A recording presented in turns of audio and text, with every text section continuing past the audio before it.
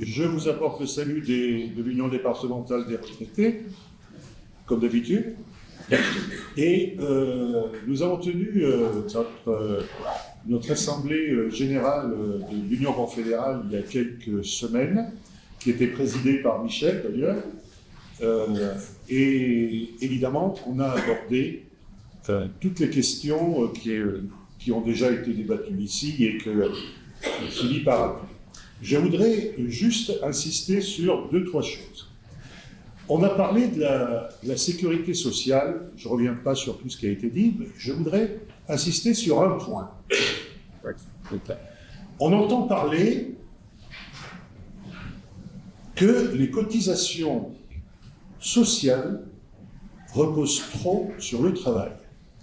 Vous avez déjà entendu ça? Oui.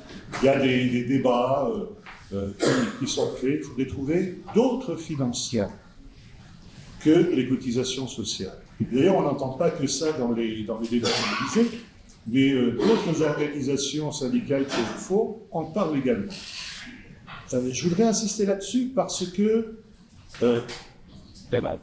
c'est une façon détournée, à mon avis, d'attaquer la sécurité sociale. Vous savez, quand je vais citer Jean-Pierre, quand nous étions au bureau de l'UD, il nous disait souvent, et c'est lui qui m'a appris ça, quand vous cotisez quelque part, vous avez un droit. Une cotisation ouvre un droit. Si la sécurité sociale est financée par l'impôt, c'est l'État qui décide si on doit être soigné ou non. Et aujourd'hui, la sécurité sociale repose à moitié sur la CSG. La CSG, c'est moi qui la payons et ça va dans les caisses de l'État. Et c'est l'État qui décide du budget de la sécurité sociale. Et donc, voilà, je pense que c'est quelque chose de très important. Ça fait économiser des milliards aux grandes entreprises, ça a été dit. Ça a été dit tout à l'heure. Et la CSG couvre, et qui paye la CSG? Évidemment, ce sont les ménages. Ça, c'était le premier point. Le deuxième point que je voulais aborder, la perte d'autonomie. Alors, bien sûr, la perte d'autonomie, les retraités la subissent plus, mais ce n'est pas une question de retraités, la perte d'autonomie. Ça peut être l'accident du travail, ça peut être plein de choses.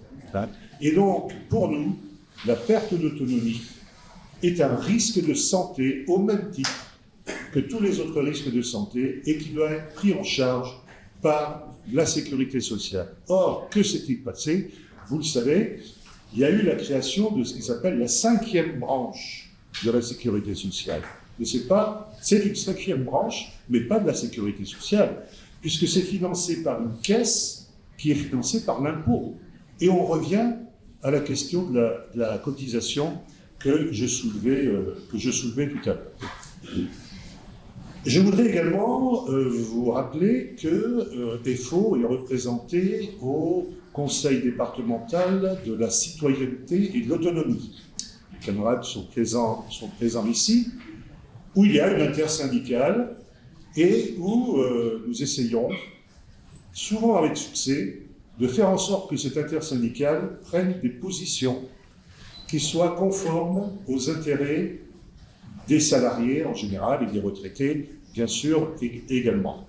Vous avez vu passer tout à l'heure le retardataire, Gérald, qui est assis quelque part qui est ici, voilà, et qui, entre autres avec des camarades, se bat dans cette intersyndicale. Et je voudrais juste vous lire 3 lignes de la dernière déclaration lors de la réunion qui a eu lieu il y a 2 semaines, je crois, et que nous avons réussi à faire accepter par l'ensemble de l'intersyndicale.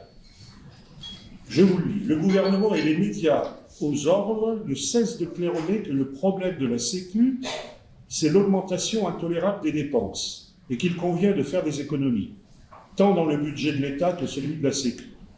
Mais ce déficit présumé n'est-il pas lié aux exonérations de cotisations patronales, entre 80 et 100 milliards en 2024, montant qui correspond aux dividendes versés aux actionnaires.